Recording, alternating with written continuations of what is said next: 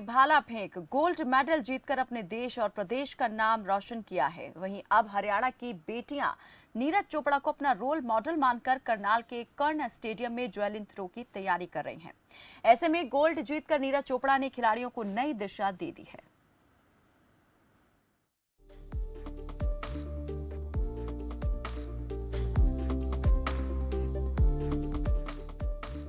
Tokyo Olympic में javelin throw में नीरज चोपड़ा की गोल्ड मेडल जीतने के बाद हरियाणा के करनाल में भी जैवलिन थ्रो सीखने की होड़ मच गई है। हरियाणा के हिसार, भिवानी समेत कई जिलों से बेटियां और युवा कर्ण स्टेडियम जैवलिन थ्रो सीखने पहुंच रही हैं। पीजी में रहकर रोजाना सुबह शाम प्रैक्टिस करने आती ये बेटियां, जिनका लक्ष्य नीरज चोपड़ा की तरह देश के लिए गोल्ड जीतना है।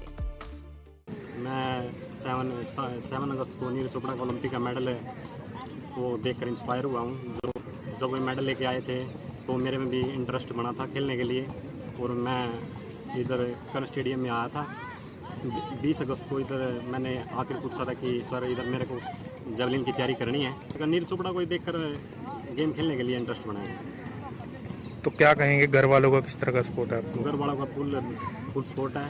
सुबह से हम तैयारी करने के लिए भेजते हैं और वो बोल रहे कि बड़ी अच्छा प्रदर्शन करो और खेल के आगे। और जैवलिन का बहुत क्रेज़ है सर, जब से नीरज चोपड़ा मेडल लेके आए हैं हमारे देश में।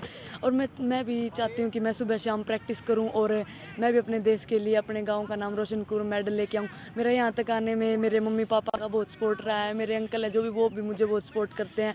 कभी भी किसी भी चीज़ की ज़रूरत होती है तो बस एक बार बोलने का ही होता है, बोलने से पहले ही लेके आके देते हैं।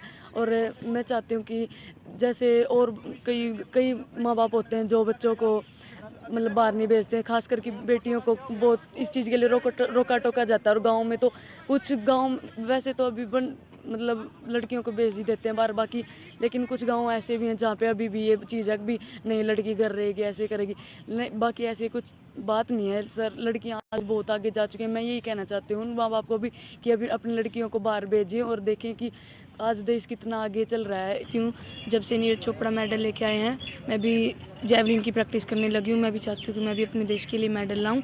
और मैं यहाँ पीजी में रहती हूँ। यहाँ करनाल सिंथेटिक का ट्रैक है, यहाँ सर्दी गर्मी में कोई प्रॉब्लम नहीं आती गेम करते हुए। और ऋषि सर, सतीश सर हमारी प्रैक्टिस करवाते हैं, वो बहुत अच्छी प्रैक्टिस करवाते हैं। और मैं चाहती हूँ कि मैं भी जैवलिन में मेडल लेके आऊँ और अब मैं जैवलिन की प्रैक्टिस करने लगी हूँ।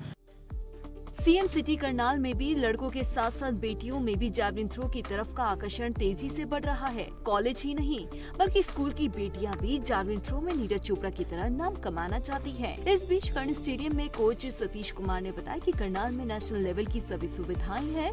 स्टेडियम में जैवलिन थ्रो की प्रैक्टिस के लिए रोजाना करीब 50 खिलाड़ी आते हैं, पर लड़के और लड़कियाँ दोनों शामिल है।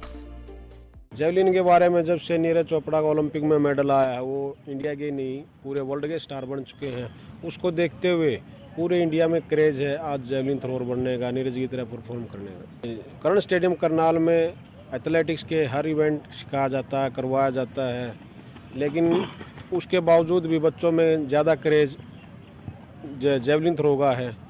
और जैवलिन थ्रो के यहाँ पर करीबन 40 से 50 बच्चे प्रैक्टिस करते हैं, जिसमें गर्ल बॉयज दोनों शामिल हैं। क्रेज़ पूरे इंडिया में बहुत ज़्यादा है सर। क्रेज़ होने के कारण ही बेटियां दूसरे डिस्ट्रिक्ट से, दूसरे स्टेट से यहाँ पे प्रैक्टिस करने के लिए आ रही हैं।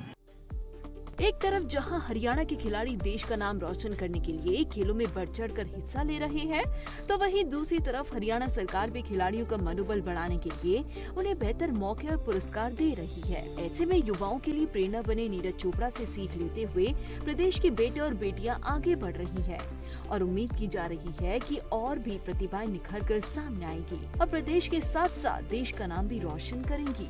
खबर फास्ट के लिए करनाल से लक्ष्य वर्मा की रिपोर्ट।